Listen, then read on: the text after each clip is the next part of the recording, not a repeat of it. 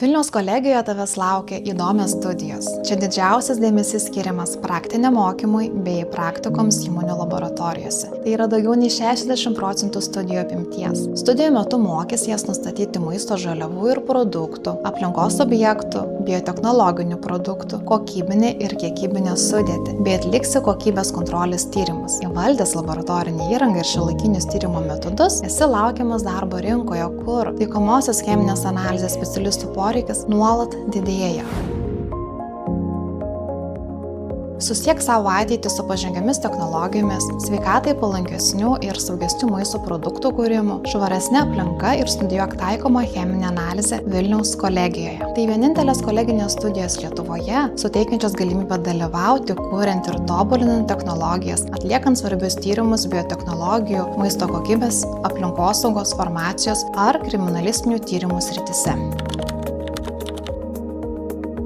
Ar kada susimąstei, kaip atliekami tyrimai laboratorijoje? Cheminės analizės pradžia – mėginio paruošimas. Nuo tinkamo jo paruošimo priklauso tyrimo rezultatų tikslumas ir patikimumas. Atsižvelgiant į tyrimo objektą ir tyrimo metodą, mėginys gali būti smulkinamas, džiovinamas arba sudeginamas, tirpinamas ar ekstrahuojamas. Paruoštas mėginys gali būti tyriamas įvairiais cheminės analizės metodais, pavyzdžiui, gravimetriniu, titrimetriniais, spektrometriniais ar chromatografiniais. Šiais tyrimo metodais nustatoma ne tik kiek, bet ir kokių junginių yra mėginyje. Titrimetrija tai klasikinis turi analizės metodas, kai tyrimos medžiagos kiekis nustatomas pagal sunaudotą žinomos koncentracijos tirpalo tūrį. Reakcijos pabaiga yra spalvos pokytis.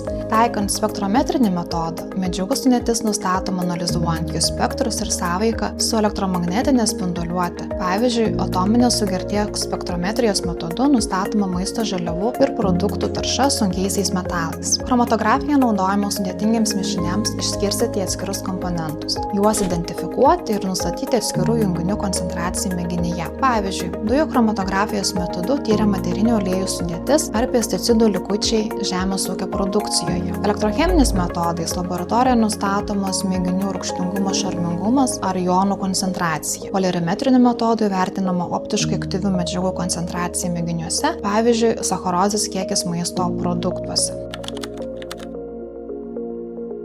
Baigus studijas karjeros kelias veda į chemijos, biotechnologijų, maisto, aplinkosaugos, kosmetikos produktų gamybos ar kriminalistinių tyrimų laboratorijas. Įgytos naujausios žinios ir praktiniai įgūdžiai leidžia siekti karjeros Lietuvoje ir užsienyje. Studijų programos taikomosios cheminės analizės strateginis partneris Thermo Fisher Scientific Baltics, viena didžiausių biotechnologijų įmonių Lietuvoje. Čia studentai kviečiami atlikti praktikas, susipažinti su realia darbo aplinka ir prisijungti prie inovacijų kūrimo kartu su savo srities profesionalais.